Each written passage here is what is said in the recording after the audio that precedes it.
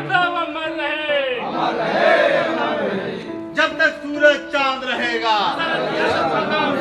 आरक्षण दिलाने में पिछड़े समाज को शरद यादव जी की अग्रणी भूमिका मरता है, इस दुनिया से चला जाता है, लेकिन उसकी सोच नहीं मरती है, उसके विचार के साथ कहना पड़ रहा है कि जिस संघर्ष के बाद शरद यादव और रामविलास पासवान, मुलायम सिंह लादी यादव, सारे लोगों ने जिस संघर्ष के बाद पिछड़े समाज को आरक्षण का हक अधिकार दिलाया, आज वो है आरक्षण कमजोर किया। 1977 में आंदोलन करके जो आरक्षण दिलाने का काम किया, आज हम लोगों के बीच में नहीं है। मैं श्रद्धा सुमन शरद यादव जी से प्रेरणा लेते हुए हमें अपने हक अधिकार की लड़ाई लड़नी चाहिए। पाखंडवादी नहीं थे, सदैव उन्होंने पाखंड का विरोध किया। लोगों ने बीपी सिंह जी को पूरी तरह से नकेल कस दिया कि 27% आरक्षण पिछड़ों को मिलना ही चाहिए। यहाँ दिल्ली में बड़ी बड़ी कोठियाँ बन गई, उनके पास एक मकान नहीं था, और जब वो राज्यसभा के सदस्य नहीं थे तो अपनी बेटी के पास जाकर रहे, और अंतिम समय वहीं उनका जो है श्रद्धांजलि यही होगी कि आने वाला यूथ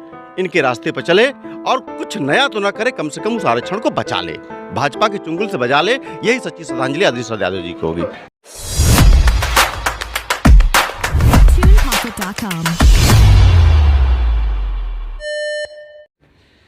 नमस्कार दोस्तों, मैं डी के यादव और आप देख रहे हैं जिम्मेदार कौन न्यूज़। आज मैं उपस्थित हूं जनपद जौनपुर के त्रिलोचन महादेव के बगल में एक निजी शिक्षण संस्थान है, वहां चल के मैं आया हूं। आप देख सकते हैं, मैं अपने कैमरामैन से चाहूँगा यहाँ का एक संपूर्ण दृश्य दिखाएं। यहाँ पर एक श्रद्धांजलि सभा का आयोजन किया गया है। समाजवाद के पुरोधा श्रीमान शरद यादव जी आज हम सबके बीच नहीं रहे। यहाँ के स्थानीय जनप्रतिनिधि, किराकत विधानसभा के वर्तमान समाजवादी पार्टी के वरिष्ठ नेता श्रीमान तूफानी सरोज जी के सानिध्य में यहाँ पर श्रद्धांजलि सभा का आयोजन किया गया है। देख सकते हैं यहाँ पर शोक सभा में यहाँ तमाम स्थानीय लोग, सम्मानित लोग उपस्थित हैं। सीधा सीधा मैं चलूँगा और यहाँ के जो जनप्रतिनिधि हैं किराकत विधानसभा के तूफानी सरोज साहब, उनके साथ बिताए हुए तमाम दशकों के जो राजनीतिक अनुभव हैं, अनसुनी कहानियाँ हैं, अविस्मरणीय पल होंगे, उससे सीधा सीधा साझा करेंगे। तो वीडियो के अंत तक अवश्य बने रहें। सर, सबसे पहले तो जिम्मेदार कौन न्यूज़ में आपका स्वागत है।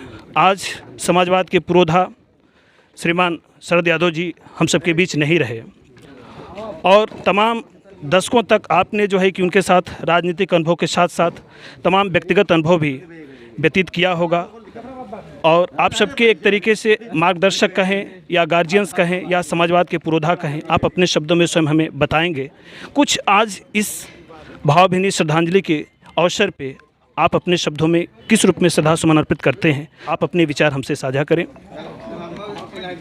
आज हम सब बड़े भारी मन से यहाँ पे शरद यादव जी के श्रद्धांजलि सभा में उपस्थित हैं। शरद जी एक विद्वान ही नहीं, बहुत बड़े राजनीतिक चिंतक थे, और उन्हें आज भी आरक्षण के जनक के रूप में जाना जाता है। 91 में जब जनता दल की सरकार बनी थी,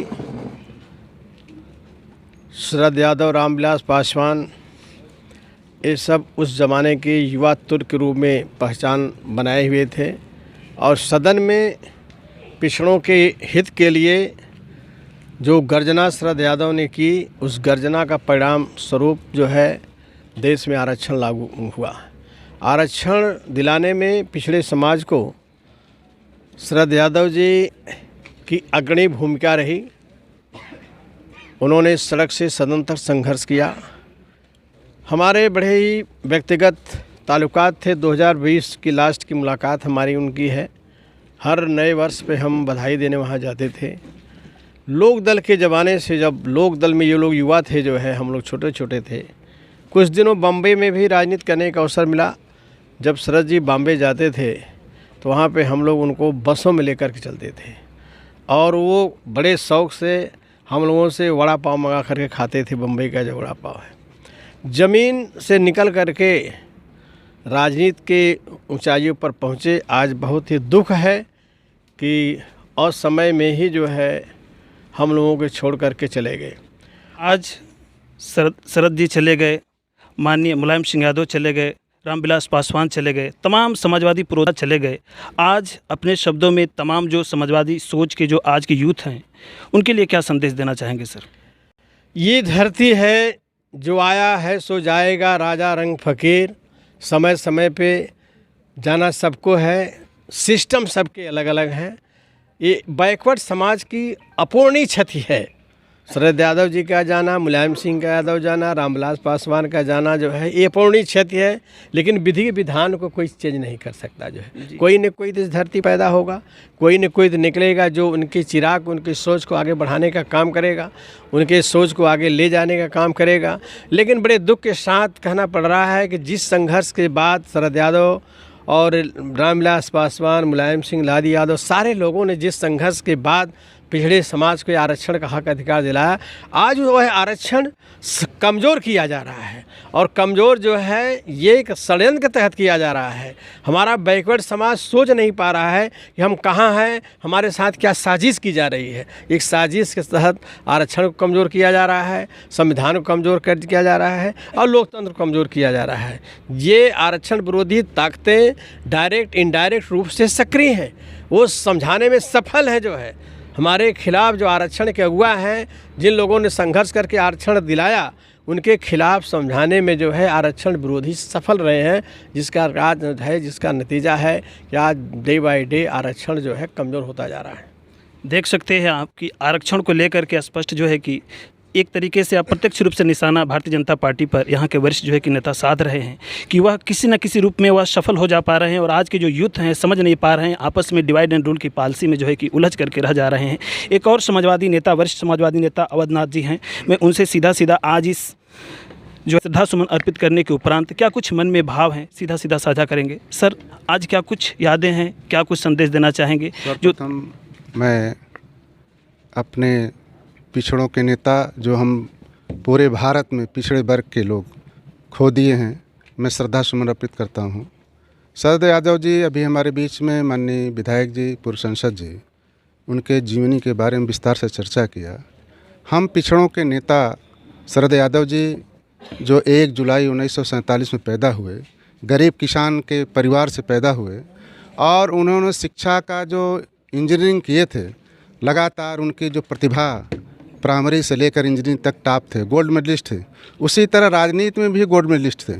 उन्होंने राजनीति में भी पूरी भारत को पिछड़ों की जो आरक्षण था, जयप्रकाश जी और लोहिया जी के आदर्शों को चलने वाले शरद यादव जी, जो लोहिया जी और जयप्रकाश जी की आंदोलन था, उसमें 1974 में से लेकर 77 तक, 79 तक जो उन्होंने संघर्ष किया और पिछड़ों को जो आरक्षण दिलाने का काम किया, मैं उनको इस श्रद्धांजलि के माध्यम से उनको नमन करता हूं कि आज हम लोग बीच नहीं हैं।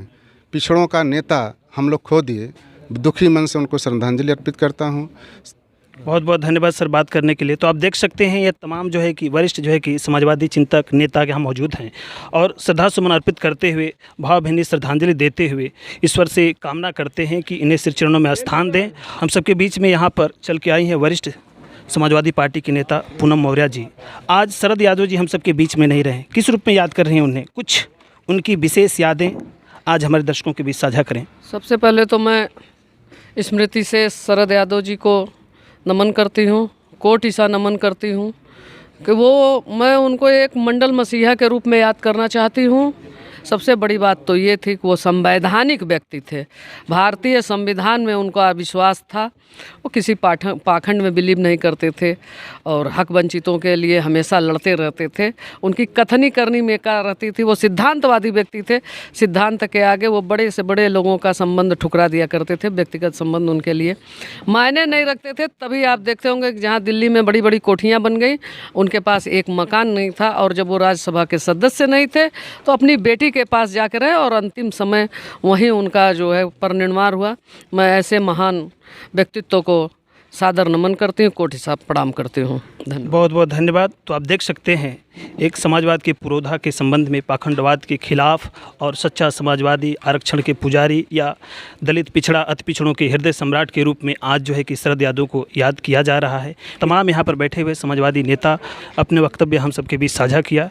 तो इसी के साथ मैं लेता हूँ विदा, फिर मिलेंगे किसी नेक्स्ट वीडियो में। तब तक के लिए बहुत बहुत धन्यवाद।